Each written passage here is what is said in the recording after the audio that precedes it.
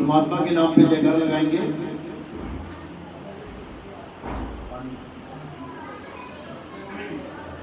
सबसे पहले मालिक के नाम पे जयकारा लगाएंगे, उसके बाद सत्संग शुरू करेंगे।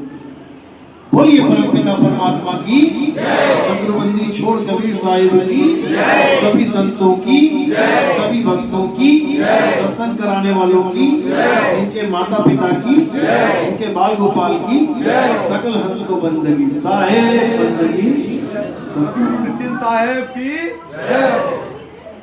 तो आज परमात्मा की अपार कृपा है जो कानपुर में ये मूल ज्ञान का सत्संग आयोजित किया गया, क्योंकि बहुत बड़े भाग होते हैं उन जीवों के जो इस मूल ज्ञान को सुन पाते हैं, क्योंकि ये ज्ञान सुनना ही दुर्लभ है। ये बहुत बड़ी किस्मत हो तब मिलता है ये ज्ञान, सुनने के लिए मात्र। और उससे भी बड़ी किस्मत उनकी होती है जो इसको समझ जाते हैं, क्योंकि सुनने वाले तो लाखों मिल जाएंगे, लेकिन समझने वाला उन लाखों में कोई एक होगा। इसलिए बोला गया लाखन में कोई समझ न पई है, कोटि मध्य जानेंगे। और कहे कबीर सुनो भाई साधो, हमें बिरले हंस पहचानेंगे। 1 लाख बंदों को सत्संग सुनाया जाए, उनको पता ही लगेगा हुआ क्या क्या बोल दिया महात्मा जी ने। 1 करोड़ में अगर ये सत्संग किया जाए तब कहते हैं बिरले हंस, 10, 12, 15, 20, 25 लोग, वो भी परमात्मा की अपार कृपा हो जाए तो।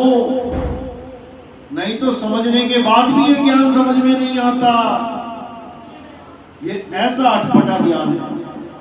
अटपटा ज्ञान क्यों है? क्योंकि अटपट ज्ञान कबीर का झटपट लखा ना जाए, और जो इसको झटपट लखे तो सब खटपट मिट जाए। अटपटा इसलिए है ये क्योंकि तुम्हें इस ज्ञान के अलावा जितना भी अज्ञान सुना दिया गया है आज तक, तुमने उस पर विश्वास कर लिया है, अटूट विश्वास। अब जब तुमने अज्ञान पे विश्वास कर लिया, तुम्हें ज्ञान हजम कैसे हो? जहां तुम्हें ज्ञान की कोई बात बताए, अज्ञान को त्यागने की बात बताए, वहां तुम्हारी हालत खराब हो जाती है कि अरे भाई ये क्या हुआ।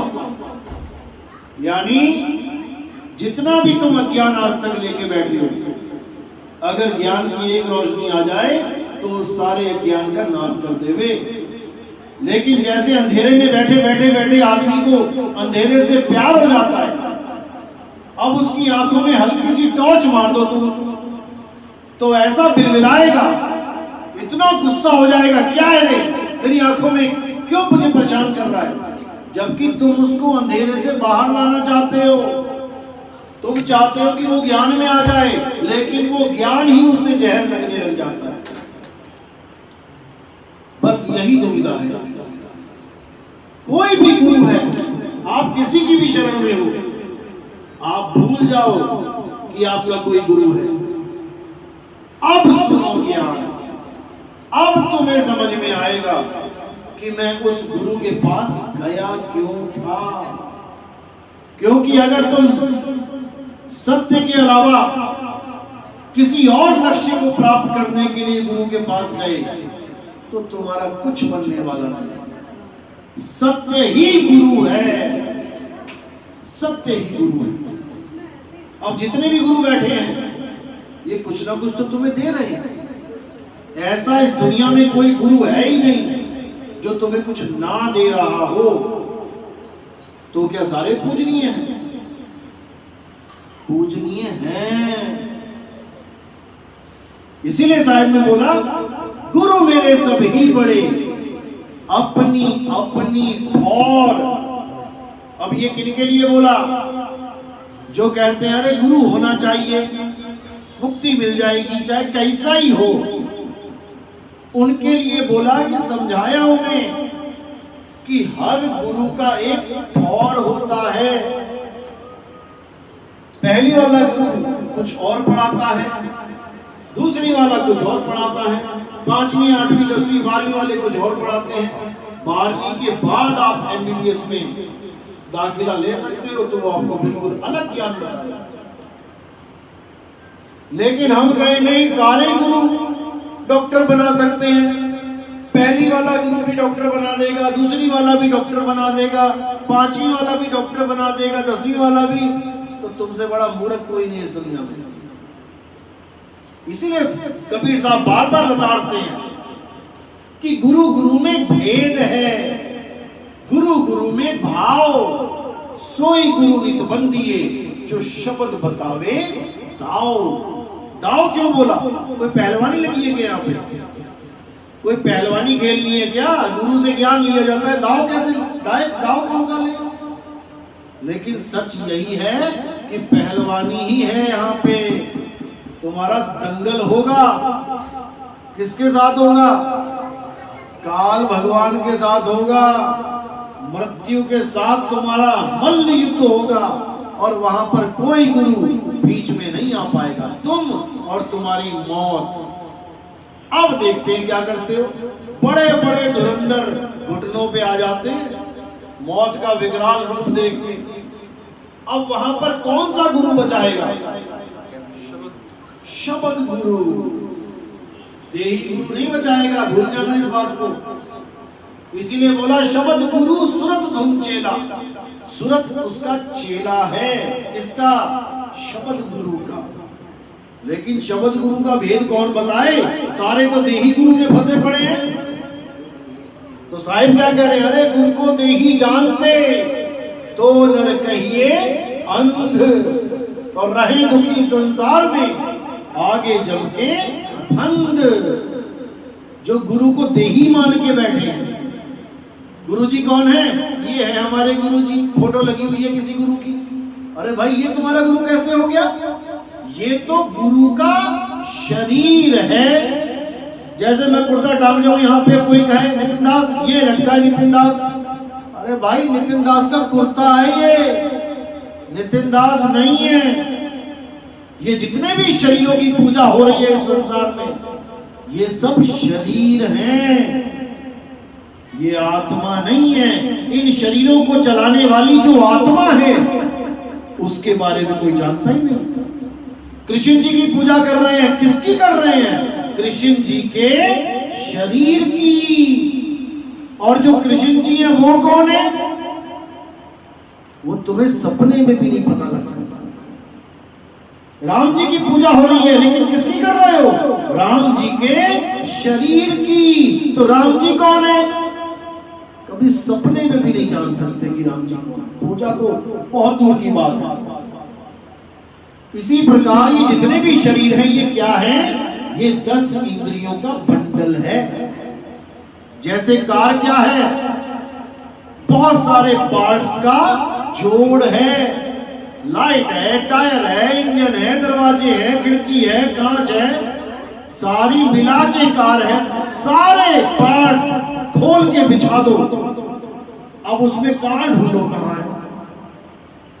सारे पार्ट्स नट बोल्ट खोल के बिछा दो पूरी गाड़ी, अब उसमें कार ढूंढो कौन सी है कार? तुम कार कभी जीवन में नहीं ढूंढ पाओगे।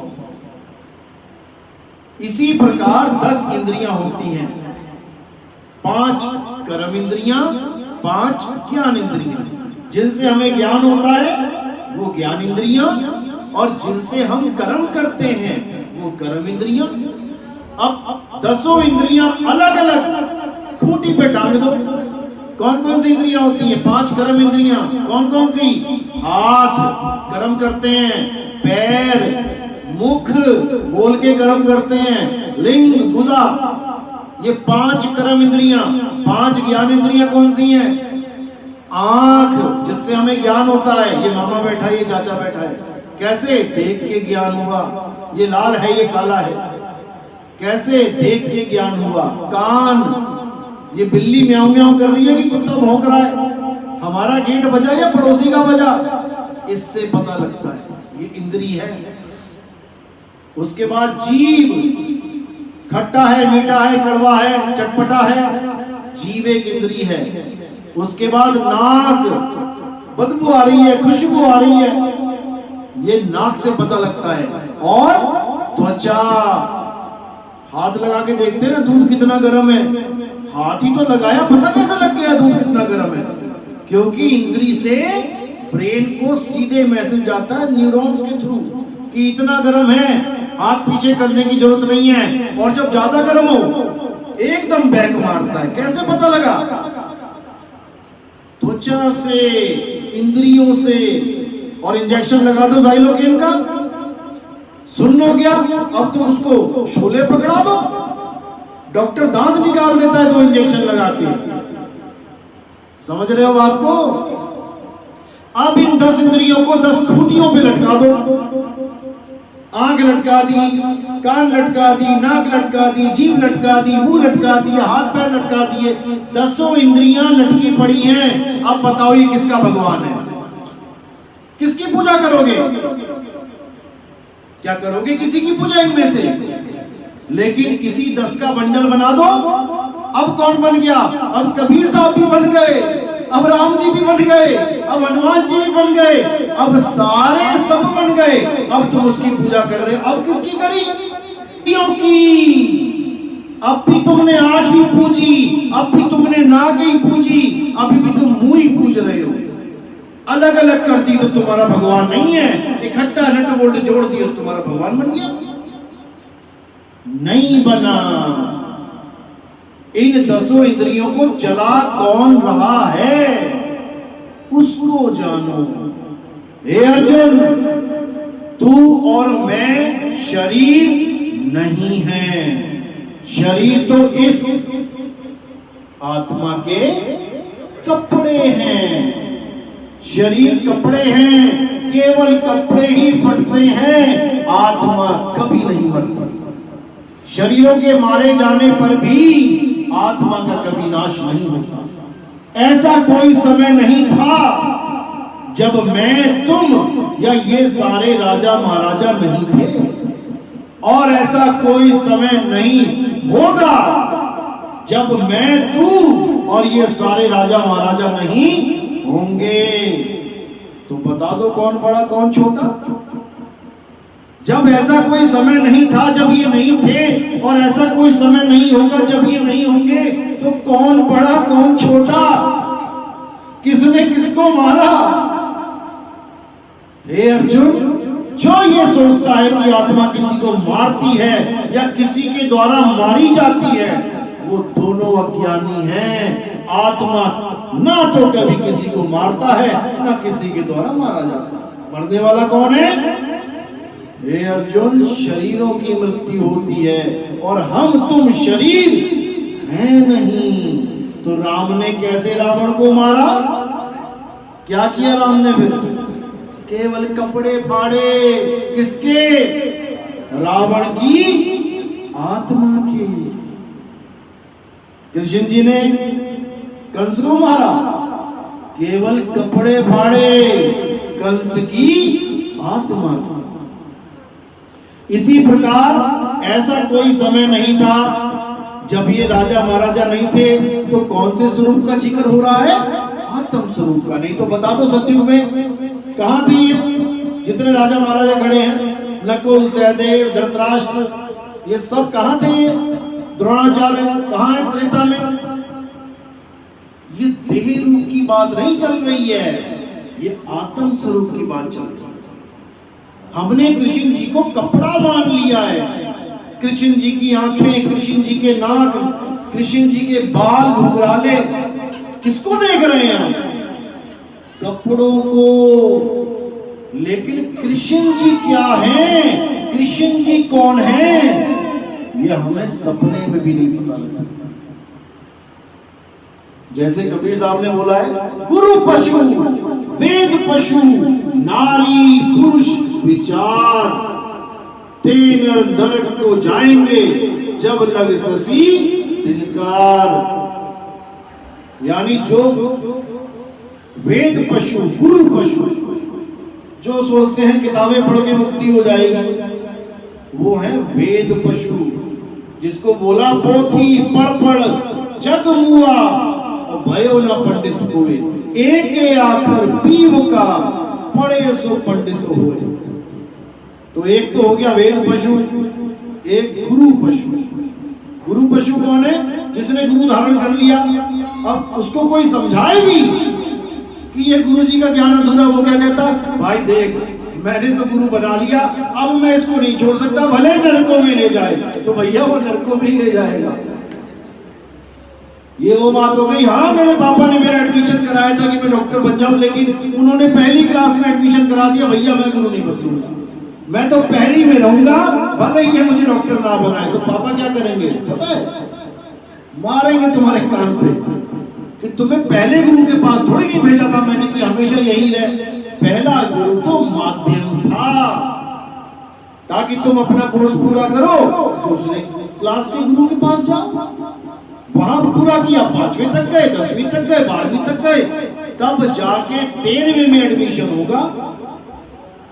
लेकिन हमें समझ में नहीं आ रही, हमें वही गुरु अच्छे लग रहे हैं जिन्होंने हमें अज्ञान परोस दिया। तो जैसे आप अपने माँ बाप के साथ रहते हैं और ये सोचते हैं मैं मम्मी को बहुत प्यार करती हूँ, बहुत ज्यादा, मैं पापा को बहुत प्यार करती हूँ, बहुत ज्यादा। कितना प्यार करती हूँ पता है? जब तक वो आत्मा शरीर से बैठी हुई। जिस दिन आत्मा निकल गई, तुम कितना ही प्यार क्यों ना करती हो, तुम उठा के उसको कहां रख दोगी? आग पे। और जब तक आत्मा है, कभी माचिस भी लगा के दिखाना मम्मी को, लगा दोगी तुम? नहीं लगा सकती। तो तुम मम्मी से प्यार नहीं करती, वरना रखती ना कभी आग पे। लेकिन अब तुम्हें एक चीज पता लग चुकी, आग पे क्यों रखा गया? क्योंकि तुम्हें किसी ने बोल दिया कि तुम्हारी मम्मी तुम्हें छोड़ के चली गई। अब तुम्हारे दिल को तसल्ली होगी कि भैया अब ये जलाऊंगी मैं इसको, इसमें मेरी मम्मी नहीं है, तसल्ली हो गई। इसलिए काटो काटो, वही ले जाओ ले जाओ ले जाओ, समय बीत रहा है, ले जाओ। अब जो मम्मी छोड़ के गई, क्या तुम उसको मिले कभी? क्या तुमने उसको कभी देखा कि मेरी मम्मी कैसी है? क्या देखते रहे तुम? मम्मी के कपड़े। तुम मम्मी के कपड़े देखते रहे, तुम मम्मी की इंद्रियां देखते रहे, तुम मम्मी की आंख देखो, बाल देखो, नाक देखो, मुंह देखो, लेकिन मम्मी को कभी नहीं देख पाए। क्योंकि हमें ये बताया ही नहीं गया कि हमारा स्वरूप है क्या। हमें तो आदमी और औरत बना दिया गया, तू लड़का तू लड़की, तू बोलेगा गा है, तू बोलेगी घी है। मैं खाऊंगा, मैं खाऊंगी, और लड़की बोलने लग जाए मैं खाऊंगा, अरे तू लड़की है, खाऊंगी बोला कर। याद रखना, छोटी लड़कियों को देख लो, वो गा ही बोलती हैं, मैं जाऊंगा, मैं खाऊंगा, क्योंकि उन्हें पता ही नहीं होता है लड़का लड़की में फर्क क्या है। लेकिन जब उनको समझ में आने लग जाता भाई मैं तो लड़की हूं, तब आ जाती है पटरी पे, खाऊंगी, पीऊंगी, नहाऊंगी, जाऊंगी, सारी उम्र नहीं छूटता फिर ये। जबकि हम लड़का और लड़की, आदमी और औरत नहीं है। आदमी और औरत क्या है? शरीर, यानी कपड़े। ये जो नीले पीले काले गुलाबी कपड़े पहने हैं, इसका मतलब ये नहीं कि जिस कलर के तुमने कपड़े पहन लिए तुम वैसे ही हो गए। ये कपड़े तुम कहां से लेके आए हो? शोरूम से। शोरूम में गए थे सफेद पहन के, वो उतार के बैग में डाल दिए, काले काले कपड़े पहन के आ गए। अब तुम गोरे थे, तुम काले हो गए। फिर गए कहीं नीले वाले पहन के आ गए, अब तुम नीलिया हो गए। पहले कालिया थे, अब नीलिया हो गए। फिर जाके पीले पहन लिए तो पीलिया हो गए। बस यही करते आ रहे, ना तुम काले, ना तुम पीले, ना तुम सफेद, ना तुम नीले। तुम कपड़े नहीं हो। अब ये तो हो गया शोरूम, जहां से कपड़े लेके आए। अब ये वाले कपड़े कहां मिले तुम्हें? ये मूंछों वाले, ये कहां मिले? मां के गर्भ में। किसी ने लड़की के कपड़े पहन लिए, किसी ने लड़के के पहन लिए। अब करवा रहे अल्ट्रासाउंड, देखो जरा देखो कौन से कपड़े पहन के आ रहा है मेरा बच्चा। लड़की के, अरे भैया नहीं चाहिए, लड़के के आने दो। केवल कपड़ों की वजह से हमने उसको जीव को लड़का लड़की बना दिया। यानी कि करंट और प्लग, प्लग होते हैं दो प्रकार के, मेल प्लग, फीमेल प्लग। आप कभी लेने जाओ, मेल और फीमेल होती है। जिसमें वो डंडी सी बाहर होती है लोहे की, वो मेल होता है, और जिसमें डाली जाती है वो फीमेल होता है। अब मेल और फीमेल क्या है? प्लग। अब जो उसमें फ्लो होगा वो क्या है? करंट। तो करंट कभी मेल या करंट कभी फीमेल होता है? नहीं होता है। इसी प्रकार जीवात्मा जीवात्मा होती है, वो आदमी और औरत नहीं होती। ईश्वर अंश, जीव अविनाशी। अविनाशी है आत्मा। आदमी और औरत अविनाशी है क्या? नहीं है। तो आप आदमी नहीं हो, आप औरत नहीं हो, आप क्या हो? आप आत्मा हो। तो फिर राम जी कौन है? आदमी या औरत? लगाओ जोर दिमाग पे, बुद्धि पे। राम जी क्या है? आदमी या औरत? आत्मा। यानी कि आदमी और औरत नहीं है। तो किसकी पूजा कर रहे थे आज तक? आदमी की। कृष्ण जी क्या है? आदमी या औरत? आत्मा है। राधा क्या है? औरत है क्या? मीराबाई क्या औरत है क्या? कबीर साहब, रविदास जी आदमी है क्या? ये तुम्हारी गलत फहमी है। अब जिसको जानना था आत्मा को, उसको जाना नहीं, और जिसको त्यागना था शरीरों को, उसको पूजने लग गए। हे अर्जुन, मुझे ठीक से ना जानने के कारण लोग मुझे इंसान जैसा समझते हैं। गीता में लिखा हुआ है, मुझे ठीक से ना जानने के कारण। अब नितिन दास सामने बैठा है तुम्हारे, देख रहे हो ना? अब ठीक से देखो जरा, ठीक से देखो। क्या देखोगे? ठीक से का मतलब होता है गुरु की दिव्य दृष्टि के द्वारा देखो कि मैं क्या हूं। तुमने क्या शरीर समझ लिया मुझे? ये आंखें मेरी घूम रही है, मैं नहीं घूम रहा हूं। शरीर एक गाड़ी है, कार है। ये कार की हेडलाइट है, ये हॉर्न है, ये टायर है, ये स्टीयरिंग भी इसी में फिट है। तुम कार चला रहे हो, 200 की स्पीड से भाग रही है, तुम देख रहे हो कार भाग रही है, तुम कह रहे हो जीवित है, चल रही है। चला कौन रहा है? ड्राइवर। जहां पहुंचना था पहुंच गया, चाबी निकाली, बाहर आ गया। अब तुम क्या कह रहे हो? कार तो रुक गई, ये तो चली रही है, ये मर गई। भाई वो पहले से मरी हुई थी, केवल ड्राइवर बैठा था इसलिए 200 की स्पीड से दौड़ रही थी। अब वही कार क्या है? ये है। तुम दौड़ रहे हो, भाग रहे हो, खा रहे हो, पी रहे हो, मेरा बेटा जिंदा है, मेरी माँ जिंदा है, मेरा पापा जिंदा है। और जैसी समय पूरा हुआ, चाबी निकाल के पापा जी निकल गए, मेरे पापा मर गए। अरे वो कार थी पापा की, पापा नहीं मर गए। पापा तो छोड़ के कार को चले गए। तो कोई चला जाए कहीं पे तो उसको मरना कहते हैं क्या? अभी तुम लोग दरवाजे लगा के आए हो, ताला लगा के, कोई कहे अरे ताला लगा, ये तो मर गया। भैया मर नहीं गया, सत्संग में गया है, थोड़ी देर बाद वापस आ जाएगा। तो जाने को मरना कब से कहने लगे? तुम्हारे पिताजी मर गए, तुम्हारे पिताजी मर गए। भैया पिताजी मर गए तो स्वर्ग में वास कौन कर रहा है? ये क्यों लिखवा रखा है कि मेरे पिताजी का स्वर्गवास हो गया? जब मर ही गए तो स्वर्ग में कौन बैठा है जाके? इसी को भरम को तोड़ते हुए कबीर साहब ने क्या बोला? अरे पानी में कौन में कौन, और मैं तो से पूछूं पंडिता, इनमें मरा कौन? कौन मरा और किसका क्रियाक्रम कर रहे हो?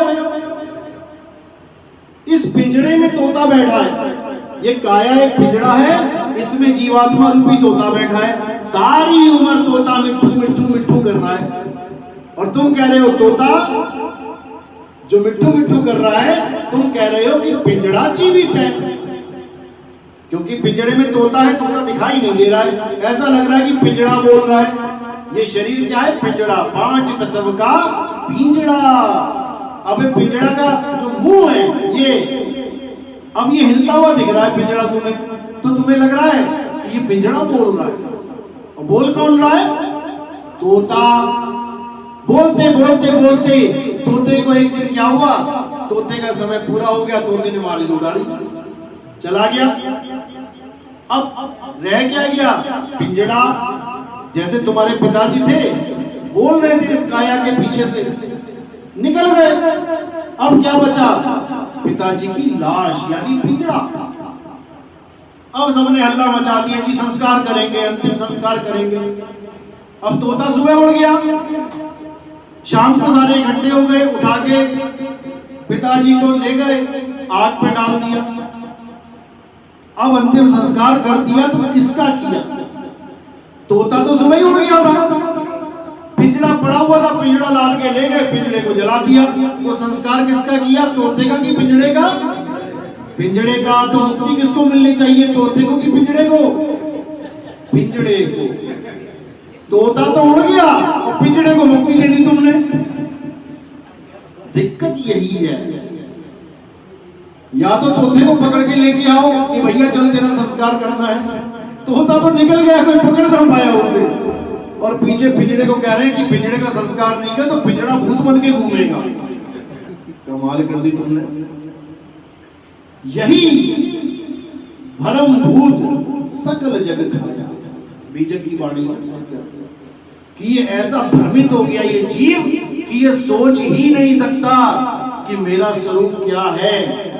इसीलिए अर्जुन को इतना समझाया गया, अर्जुन तू भीष्म पिता को चाहकर भी नहीं मार सकता, तू द्रोणाचार्य को चाहकर भी नहीं मार सकता, तेरे ना मारने पर भी इनके शरीर एक दिन मर जाएंगे, लेकिन फिर तेरा यश नहीं होगा, लोग तुझे याद नहीं करेंगे कि तूने धर्म के नाम पे युद्ध किया था, मर तो उन्होंने वैसे भी जाना है।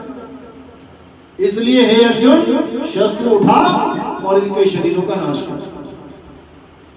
लेकिन जब स्वरूप की बात आती है तो क्या बोला गया गीता में कि हे अर्जुन, तीसरा अध्याय 17वां श्लोक, हे अर्जुन वैसे तो बहुत सी पूजा पाठ यज्ञ बहुत से नित्य मंत्र बताए गए वेदों में उन लोगों के लिए जो परमात्मा को प्राप्ति करने के लिए तत्पर है, लेकिन अध्याय तीसरा 17वां श्लोक, जो लोग आत्मा में रम जाते हैं, जो लोग आत्मा में संतुष्ट हो जाते हैं, जो लोग शरीरों की पूजा नहीं करते, हे अर्जुन उनके लिए कोई धार्मिक कर्म कर्तव्य लागू ही नहीं होता। उसको ना हरे राम करना है, ना उसको वाहेगुरु वाहेगुरु करना है, ना उसको अल्लाहु अल्लाहु करना है, ना उसे कबीर कबीर करना है। वो केवल अपनी आत्मा को जाने, और कैसे जानेगा? चौथा अध्याय 34वां श्लोक, हे अर्जुन अगर तुम सत्य को जानना चाहते हो, सत्य क्या है? आत्मा ही सत्य है, जिसको कोई काट नहीं सकता, जला नहीं सकता, वायु सुखा नहीं सकती, जल भिगो नहीं सकता, वो है परम सत्य, ना कि शरीर सत्य है। शरीर तो परिवर्तनशील है, हे अर्जुन जो परिवर्तनशील है वही माया है, और जो सत्य आत्मा है वो अपरिवर्तनशील है, अचल है, वो चलती नहीं है, वो अडोल है, वो नित्य है, शाश्वत है, सनातन है। आत्मा की पूजा करने वाले ही सनातन धर्म के वंशज हैं, और जो शरीरों को पूजते हैं वो सनातन नहीं है, क्योंकि वो उसको परम मान बैठते हैं जो पैदा होता है, जिसका नाश होगा, जो बदल जाता है। देखो शरीर बदलना कि नहीं, जब पैदा हुए थे कबीर जी, राम जी, हनुमान जी जितने भी हैं वो छोटे से, देखो कबीर साहब की भी छोटी सी फोटो है, भले वो प्रकट हुए लेकिन फोटो तो बच्चे वाली है ना, और देखते देखते देखते दाढ़ी आ गई, सफेद हो गई, तो क्या वो पूजनीय रहे? नहीं रहे, यानी शारीरिक रूप में वो पूजनीय नहीं रहे, लेकिन आत्मिक रूप में वो सदा हमारे गुरु हैं। इसी प्रकार शरीरों की पूजा नहीं करनी चाहिए, इसीलिए मुसलमान हमें काफिर कहते हैं। क्यों? क्योंकि उनके में भी यही लिखा हुआ है कि जो शरीरों की पूजा करता है वो काफिर है, अज्ञानी है। यही हमारी गीता में लिखा है, हे अर्जुन 7वां अध्याय पढ़ो, जो अल्प बुद्धि वाले जीव हैं, जिनकी बुद्धि कम है, वो देवताओं की शरण में जाते हैं, देवताओं की पूजा करते हैं। मैं उन मूर्खों के लिए कभी प्रकट नहीं होता। क्यों? क्योंकि हे अर्जुन, देवताओं की पूजा करने वाले देवलोक को जाते हैं, पितरों की पूजा करने वाले पितरलोक को जाते हैं, भूत प्रेतों की पूजा करने वाले भूतों में जन्म लेते हैं। लेकिन जो मेरे असली तत्व ज्ञान को जानते हैं, यानी जो मुझे तत्व रूप में जानते हैं कि मैं क्या हूं, केवल वही मेरे परम धाम को पहुंचते हैं। नहीं तो शरीरों में उलझे रहोगे। अंत समय में जो जिसकी साधना करता है, जो जिसका रूप ध्याता है, अंत में वो उसी में लय हो जाता है। यानी अगर तुमने सांपों को दूध पिलाया है तो मरते हुए तुम्हारे सामने सांप आएंगे और तुम्हें सांपों के बीच में जन्म लेना पड़ेगा। अगर तुमने खूब पितरों की पूजा करी है तो तुम्हें अंत समय में पितर ही लेने आएंगे और तुम पितरों के बीच में भूखे रहोगे। वही साल में एक बार खाना खिलाते हो? कितनी बार खिलाते हो? एक बार खिलाते हो ना। और जब पिताजी जिंदा थे एक बार खाते थे साल में। तो फिर यानी 11 महीने, और महीने में भी एक बार देते ना भोजन। या एक महीना चलेगा? मैंने तो कभी दिया नहीं आज तक। एक बार, यानी साल में एक बार, 365 दिन में एक बार खाना खिला दिया और 364 दिन पूछा भी नहीं कि भूख लगी कि नहीं लगी। बताओ, ये सेवा कर रहे हो पितर की। कहीं आ जाए ना सच में, सबसे पहले तुम्हें मारे कि तुझे 3 टाइम खाना खिलाया मैंने, तू मुझे साल में एक समय पूछ रहा है। अरे 3 टाइम ही खिला देता। लेकिन नहीं समझ में आ रहा है। असल में किसी पितर के पास कोई भोजन नहीं पहुंचता। क्यों नहीं पहुंचता? क्योंकि तुम भी किसी के पितर हो। तुम भी कहीं मर के आए हो, 10 बार मर लिए तुम किसी के अलग अलग घरों में। अब तुम्हारी भी फोटो बलक जाएगी वहां पे, 10 पीढ़ियां गुजर गई, अब तुम भी उसी के पितर हो। अब वो खूब खिला रहा है। क्या ऐसा दिन आया कि तुमने कुछ खाया ना हो और मुंह में एकदम खीर का स्वाद आ गया, मीठा मीठा, और पेट भी भर गया? भाई कभी ऐसा हुआ हो तो बता दो। तुम भी तो पितर हो किसी के, कहीं ना कहीं मर के ही आए हो कि आज पहली बार टपक गए आसमान से। हे अर्जुन, हर शरीर में से हर जीव को निकलना पड़ता है और निकलते ही दूसरा देह धारण करनी पड़ती है। तो कितनी देह छोड़ के आए हो तुम? किसी ना किसी के तो पितर तुम भी हो। जब तुम्हारे पेट में नहीं जा रहा तो तुम किसी के पेट में कैसे डालोगे? नहीं डाल सकते। इसी भ्रम से निकलना है भाई। अगर पितर लोक में खाना नहीं मिलता, उनको यहां तक आना पड़ता है खाना खाने के लिए, तो क्या करना है ऐसा लोग? क्या करें ऐसे लोग का अचार डालें? क्या कमाल कर दी। तो इसी भ्रम जाल को तोड़ना है और केवल एक ही चीज है इस दुनिया में। हे अर्जुन, तत्वदर्शियों ने 2 प्रकार के तत्वों का वर्णन किया है, एक असत तत्व, एक सत तत्व। सत तत्व तो अर्जुन आत्मा है। आत्मा को छोड़ के कुछ भी है वो असत तत्व है। वो चाहे शरीर है, चाहे प्रकृति है, चाहे मन माया, 3 गुण, 5 तत्व हैं, वो सब असत्य है। इसलिए हमें असत्य को छोड़ के सत्य को धारण करना चाहिए। यानी हमें आत्मज्ञानी बनना चाहिए। यही कबीर साहब समझा रहे हैं। आत्मज्ञान बिना नर भटके, कभी काबा कभी काशी। काबा कौन दौड़ रहा है? जो निराकार मानते हैं परमात्मा को। और काशी में कौन दौड़ रहे हैं? जो साकार मान रहे हैं परमात्मा को। क्योंकि 2 ताकतें हैं, साकार और निराकार। तो साहिब क्या कह रहे हैं? अरे निर्गुण सरगुण द्वंद्व पसारा, और दोनों पड़ गए काल की धारा। दोनों ही बर्बाद हो गए। तो दादू जी क्या बोले? कोई निर्गुण में रीझ रहा और कोई सरगुण ठहराए। अरे अटपट चाल कबीर की, मुंह से कहीं ना जाए। मैं क्या बताऊं उनकी महिमा। ना सरगुण ना निर्गुण, साकार कहो तो है नहीं और निराकार भी नहीं। सरगुण निर्गुण दोनों से न्यारा, जानेगा कोई जान न हारा। साकार है निर्गुण, साकार है सरगुण। ये जो काया है साकार है, और निर्गुण क्या है? ये सामने निर्गुण दिखाई दे रहा है क्या? आकाश तत्व, इसी से सब कुछ हो रहा है ब्रह्म, इसी में लीन होते हैं सारे ब्रह्मलीन, यानी पानी और बर्फ। अब पानी को बर्फ बोलो या बर्फ को पानी बोलो, एक ही बात है। यानी तुम साकार बोलो चाहे निराकार बोलो, एक ही बात है। अब इन निराकार और साकार को चला कौन रहा है? किसकी वजह से ये निराकार और साकार खड़े हैं, उसको जानो। वो है आत्मज्ञान, ब्रह्म ज्ञान नहीं। लोग ब्रह्म ज्ञान के परमात्मा का ज्ञान मान के बैठ गए। 3 प्रकार के ज्ञान हैं, वैसे तो 4 प्रकार के होते हैं। माया का भी ज्ञान है, क्योंकि मायावी ज्ञान बहुत है दुनिया में। अगरबत्ती लगाओ, धूप लगाओ, यही सत्य है। हाँ ठीक है, हमारे यहाँ भी अगरबत्ती जलती है, लेकिन महिमा किसकी है? आत्मा। आत्मा के लिए अगरबत्ती लगा रहे हो, बहुत अच्छी बात है, उसको चाहिए नहीं, तुम्हारे भाव है, कोई बात नहीं। तुम शरीर के लिए अगरबत्ती लगा रहे हो तो तुम अज्ञान में फंस गए भाई। तो इसी को बोला कि निर्गुण सरगुण द्वंद्व पसारा, दोनों झगड़ा कर रहे हैं आपस में। आज हिंदू मुसलमान क्यों लड़ रहे हैं? दोनों को पता है कि हम अपने अपने भगवानों की पूजा कर रहे हैं, लेकिन साबित करने में लगे हैं मुसलमान कि वो निराकार है, और हिंदू साबित करने में लग रहा है कि वो साकार है। झगड़ा यही है।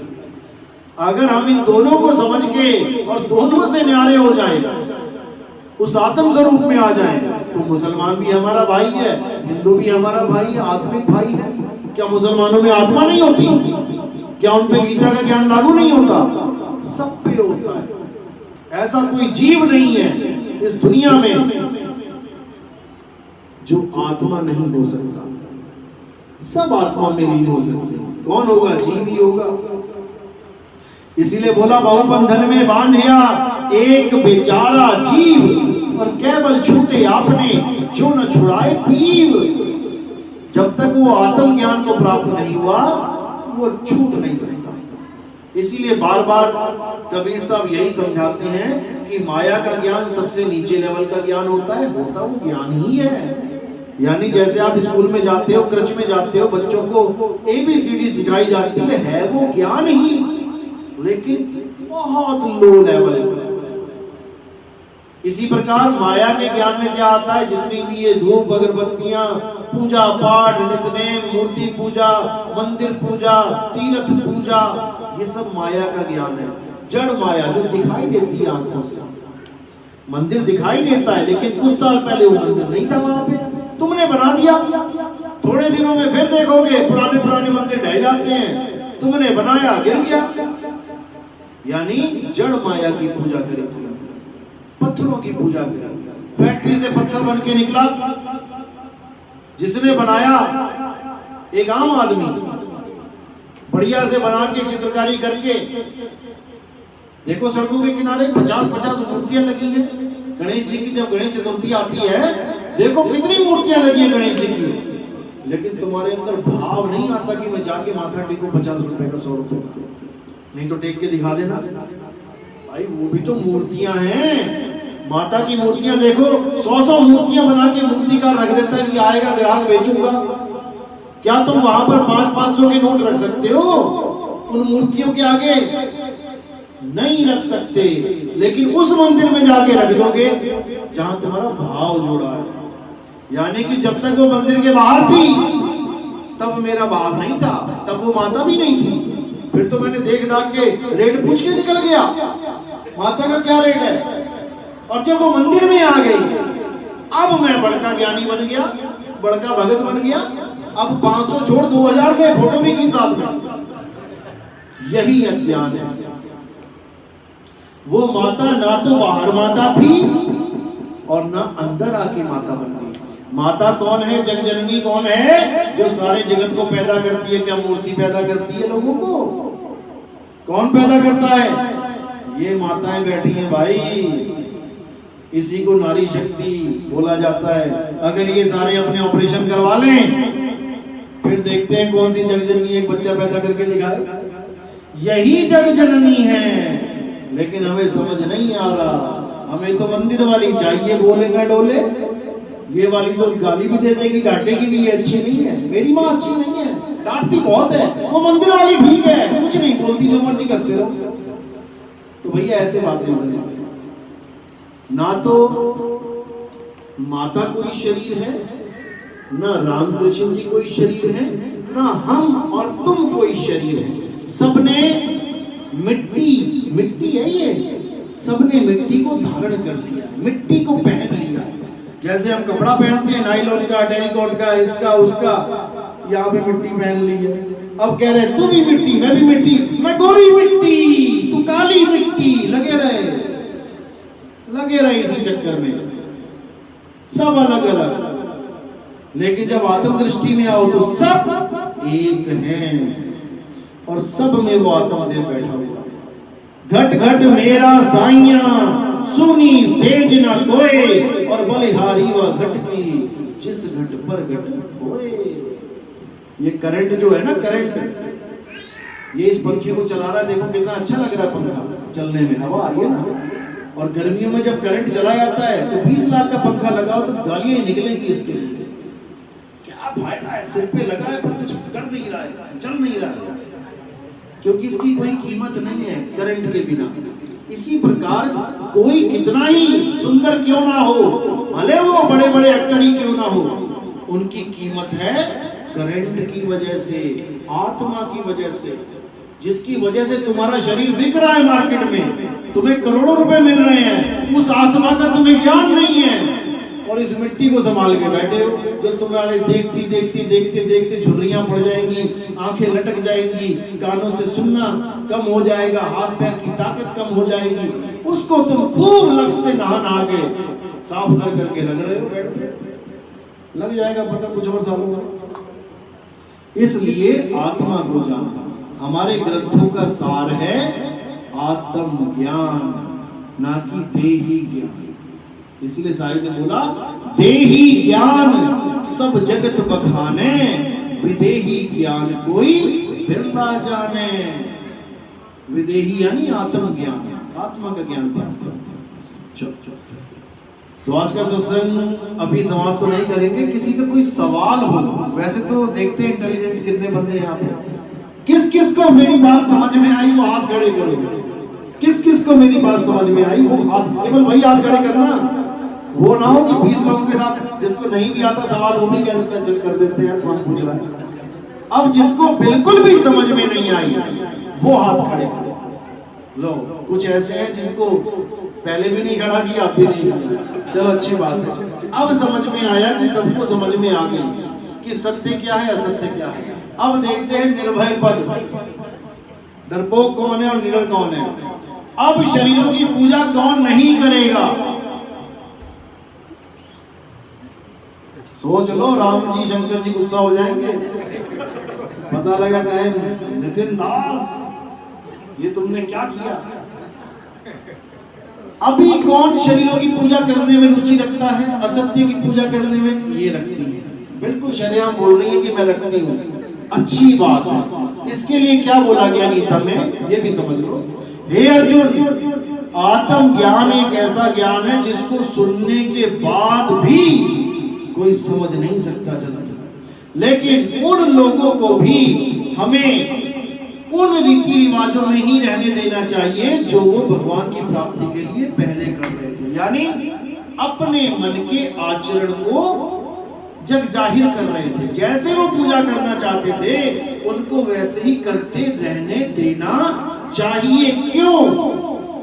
हालांकि ये भी बोला कि देवताओं की पूजा करने वाले मंद बुद्धि लोग हैं, लेकिन ये भी बोला कि मैं ही उन लोगों की श्रद्धा और मजबूत कर देता हूं जो देवी देवताओं को पूजना चाहते हैं। क्यों? क्योंकि 100 गुना अच्छा है कि कहीं बाहर जाके निंदा चुगली करे, कोई दारू मीट मांस मच्छी खाए, उससे लाख गुना अच्छा है कि भोले शंकर की पूजा करे, राम जी की पूजा करे, हनुमान जी की पूजा करे, देवताओं की पूजा करे, क्योंकि लक्ष्य तो आपका भी परमात्मा ही है। लेकिन केवल सही तरीके से पूजा ना करने के कारण आप वो चीजें कर रहे हो जो आप कर रहे हो। अगर कोई गुरु धारण कर लोगे तो आपकी त्रुटिपूर्ण भक्ति को सही करके आपको दे दिया जाएगा। जैसे आप चाय बनाना चाहते हैं तो आपने क्या किया, आपने तेल लिया, तेल में चाय पत्ती डाली, खूब सेकी बढ़िया करके उबाली, उसके बाद दूध डाल दिया, चीनी डाल दी, बन गई चाय। बनाना तो आप चाहते चाय ही थी, लेकिन आपने कोई गुरु धारण ही नहीं किया तो आपने ऐसी चाय बना दी। अब इसी को बंदा ठीक कर देगा, इसी को कहते हैं गुरु जी से ज्ञान लिया। यानी जो मैं पहले कर रहा था भगवान को पाने के लिए, उसको मैंने मनमाने आचरण को त्याग दिया। क्योंकि गीता में लिखा है जो लोग मनमाना आचरण करते हैं और बिना शास्त्रों के, यानी शास्त्रों में जो लिखा है उसको नहीं मानते, उन लोगों को कभी मुक्ति नहीं मिलती। वो लोग ऐसे ही जन्मों जन्मों तक भटकते रहते हैं, लेकिन कभी ना कभी मालिक की दया होती है और उनके बंद कपाट खुल जाते हैं और वो मेरे कहे ज्ञान को, जो मैंने गीता में बोला है, वो समझने लग जाते हैं। क्योंकि कृष्ण जी उन लोगों को बिल्कुल पसंद नहीं करते जो उनकी बात को तो ना माने लेकिन कृष्ण जी को माने। फिर समझ लो, यानी एक पिता है जिसका पुत्र ये तो मानता है कि तू मेरा बाप है, लेकिन उस बाप की कही एक बात नहीं मानता, तो वो बाप क्या करता है, पड़ोसी के पास जाके, यार कैसा बेटा पैदा हो गया, इससे अच्छा तो होता ही ना। बस यही है, गीता के ज्ञान को पढ़ो, समझो। कृष्ण जी को पिताजी पिताजी करके मुक्ति नहीं मिलने की, ना कुछ और कोई सुख सुविधा मिलने की, कृष्ण जी की बात को समझो। वहां बैठे बैठे खुश होंगे वो कि ये है मेरा असली भगत, इसने गीता का मंथन किया है, इसने निवेड़ा कर दिया सत्य सत्य का, यही है मेरा असली भगत। और जो मेरे शरीर की पूजा कर रहे हैं उनको मैं क्या बोलूं, 7वें अध्याय में बहुत कुछ बोला है, पढ़ो बैठ कर। जिसको नहीं समझ में आते वो गीता रखी है हमारे पास, पढ़ो उसको, फिर समझ में आएगा। तो किसी का कोई सवाल है वो पूछ सकता है, क्योंकि देखो कोई गुरु अपने मंच में जल्दी सवाल पूछने नहीं देता, लेकिन यहाँ पे खुला भंडारा है सवालों का, जो भी तुम्हें पूछना है पूछ सकते हो। साहिब